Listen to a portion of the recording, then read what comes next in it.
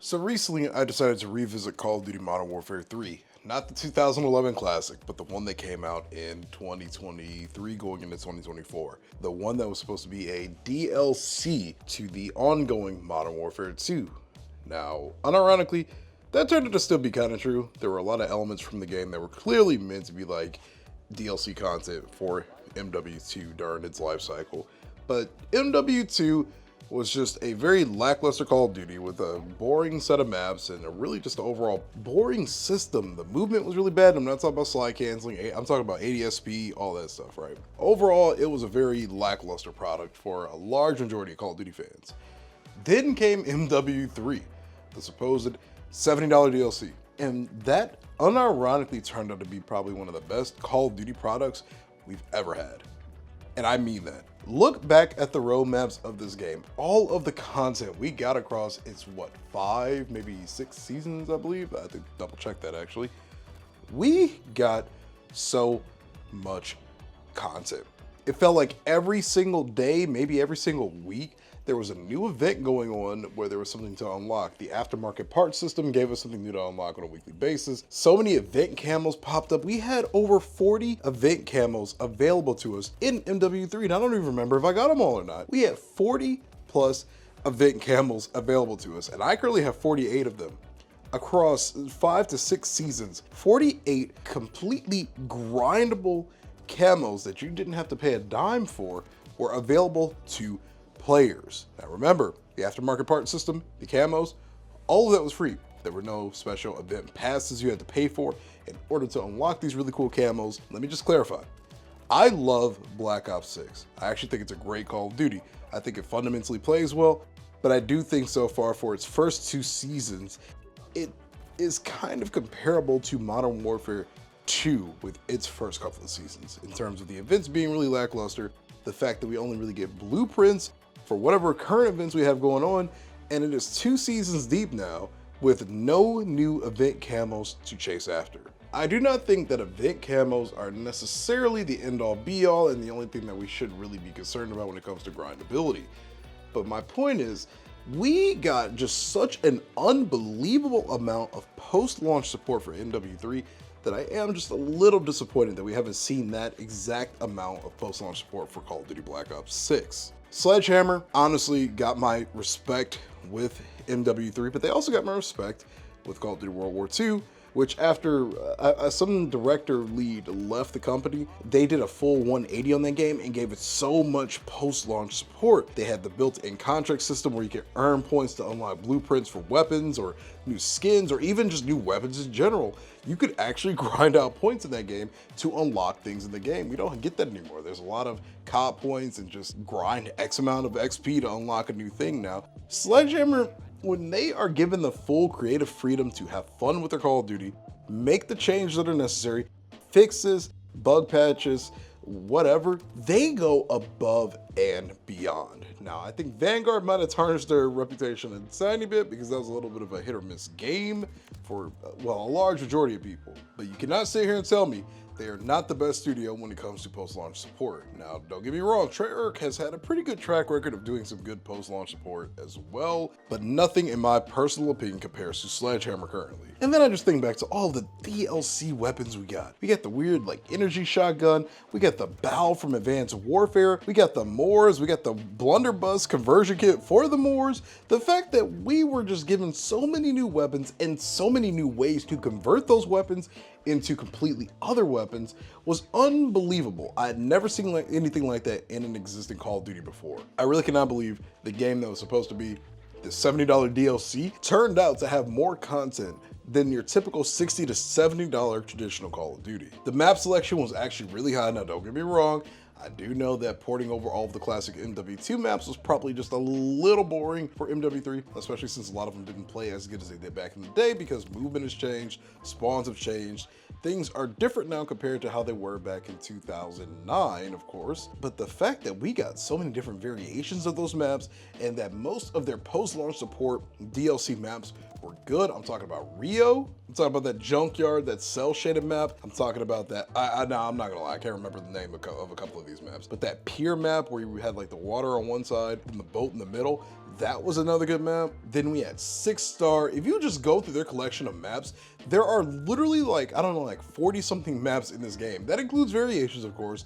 but the variations weren't half-assed either. They were cool. They look different. They look unique. I don't think they need to be all brand new. It's fine to have variations. But it's a simple fact that we had the options. We had so many choices to play around with, aside from just your typical shipment. And even then, they took shipment and made it even into something more. We had like 8 variations of shipment with really, really cool designs to them. And let's not forget about Get High. That also makes me want to point out that there were a large number of modes available in the game and throughout its entire life cycle. I do think that the war mode got a little slighted, but we had the really cool Get High obstacle course mode. Like, that was amazing. A lot of people were chasing high record or personal records for that. Like, they gave us something else to do in the game that wasn't just shoot at this thing. Now, I don't really have too much of an opinion on the zombies mode. It kind of felt like DMZ, and I wasn't really a big fan of DMZ personally, so I don't really have too much of an opinion on it. I do think it was probably a little lackluster in comparison to the zombies that we have now, but I didn't hate it when I played it. It just really wasn't my kind of thing. And when it came to actually patching the game and fixing a lot of issues, I actually think Sledgehammer were on their stuff about it. They were constantly pushing out new patches to fix things. Now, server side, I mean, I don't really think that's an issue exclusive to Sledgehammer. There are a lot of server issues with Call of Duty in the last recent years. I don't think that's exclusively to Sledgehammer, unfortunately, but it does feel like they were consistent with pushing out brand new patches to address issues and bug fixes, and they just kept adding so much to improve the quality of the life of the game. The only weird thing I will say about the game was the armory unlock system at the very beginning, where you had to unlock all the basic things by playing a couple of games and getting points to unlock things in the armory. That was a little weird and honestly not one of their better decisions, in my opinion, but that was something I could just kind of overlook by just the simple fact that I played the game. I think that game had the closest movement to the OG MW19 days. I don't really have too much of an opinion on slide canceling and movement. Like, I just like faster ADS speeds, I like faster strafe speeds, I like faster jumping speeds, mailing speeds, all of that.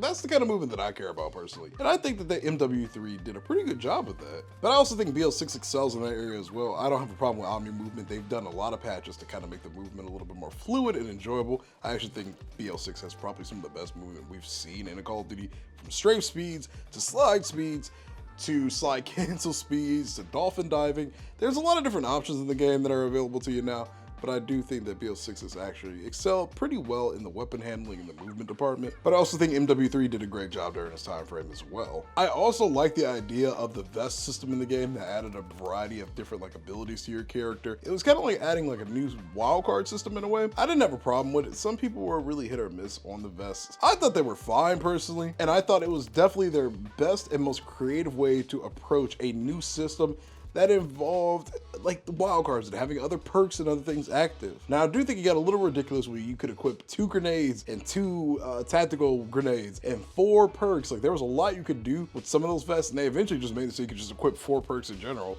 which I think kind of made it a little OP when it came to rocking some of those vests. I think it made for very fun and rewarding gameplay ultimately. And in comparison to BO6, I think the skill base is way toned down in MW3 compared to BO6, and that's just not recency bias. A lot of sweats have moved on from MW3 over to BO6, to ranked, or just to other games in general, so it does feel a lot more chill now. It feels like what a Call of Duty should feel like. But even back then, like, those sweats on that game were different compared to the ones we got now, man. The ones we got now, joining a lobby and seeing 6 Master Prestiges on the enemy team and none on mine, that is a nightmare scenario, and I just leave that game almost immediately. Overall, I think MW3 did get a lot of hate that it did not deserve. Ultimately, that game turned out to be one of the best products we had. The story was, for a lack of better words, extremely lackluster. But other than that, I enjoyed the multiplayer experience. I have fun almost all the time I got in the game, and with the aftermarket part system and the events, it felt like there was something new and fresh to do every single week. I had a reason to hop on the game. Oh, we got a new thing we could try out today. Now, it did suck when it was like a site or something. I thought that was really silly that we got sites for aftermarket part slots. But knowing we had camos and other cool conversion kits that turn certain weapons into entirely different things, like the blunderbuss or wonderbuss or whatever with the Moors, that was just so cool knowing, okay, when I boot up this game on Wednesday, I'm going to have something else to grind for aside for a camo. And then they even added the mastery camos. They kept the content just so consistent for that game throughout its entire life cycle. There was something to always do on there. I really do wish we got more with war mode though. Like I said earlier, unfortunately that mode just got kind of left in the dust, man. It got one extra map and that was it. Nobody looked at it anymore. I want to hear your opinions on MW3 in the comments down below. I thought it was a phenomenal Call of Duty that got a lot of undeserved hate ultimately, and it was just an overall enjoyable product throughout its entire life cycle. Let me know what you think. Thanks for watching. This has been your boy Jay, and I'll see you later. Peace.